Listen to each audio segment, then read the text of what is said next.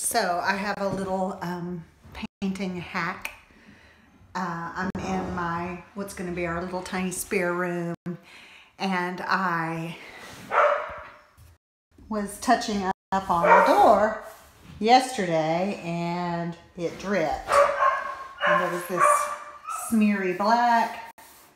It's on a finished floor, and with acrylic paints, if you get to them quickly enough, you could scrub them off. Well, it was already thoroughly dry, but it's not really cured. It hasn't been here that long.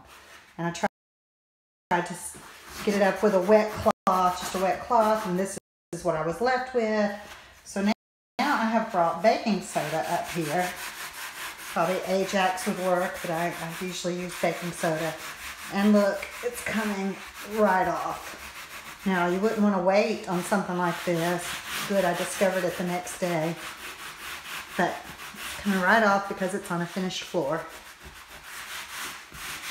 So, little hack in your home for cleaning.